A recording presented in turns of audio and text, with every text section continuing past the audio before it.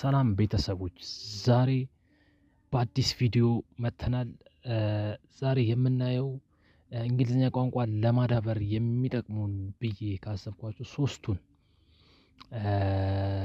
እናያለን ማለት ነው። ተከታተሉኝ። ሰብስክራይብ ኤንድ ላይክ አድርጉ በተቻላችሁ። የመጀመሪያው እንግዲህ ዱኦሊንጎ ይባላል። ዱኦሊንጎ ዓለማችን ላይ ከሚታወቁ የቋንቋ መማሪያ አፕሊኬሽን አንዱ ነው ማለት ነው። የምናገኘውም በፕላይ ስቶር ላይ ዱኦሊንጎ ብለን በሰርች በማድረግ እናገኛለን ማለት ነው። በኢሜይላችን ወይም ደግሞ በፈለግነው አካውንት ፈጥረን አሁን ያለንበትን ስታተስ የቋንቋችን ስታተስ በማስገባት ቋንቋውን ወደ ተሻለ ደረጃ እንድናደርስ የሚያደርገን የቋንቋ አፕሊኬሽን ነው ማለት ነው። ዱኦሊንጎ ስናየው በጣም አሪፍ ነው። ለልጆችም የሚሆን ነው፣ ለትልቆችም ለትላልቅ ሰዎችም የሚሆን ነው ብዬ አስባለሁ። ዱኦሊንጎ በተጨማሪ በየቀኑ ስትሪክስ ይኖረዋል።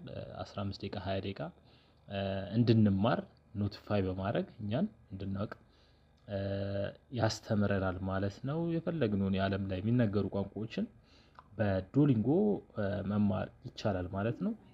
Solo means alone.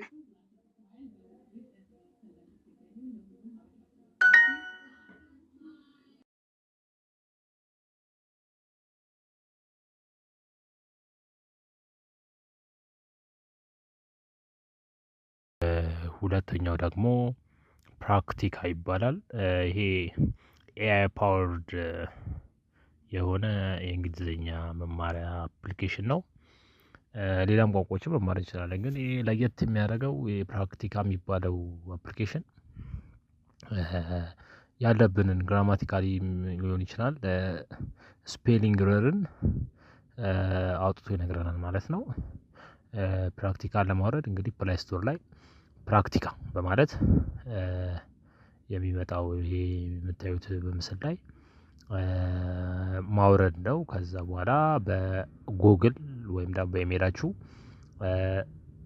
ሳይን አፕ አድርጋችሁ ሎጊን አድርጋችሁ ማለቴ ነው መጠቀም ትችላላችሁ ማለት ነው።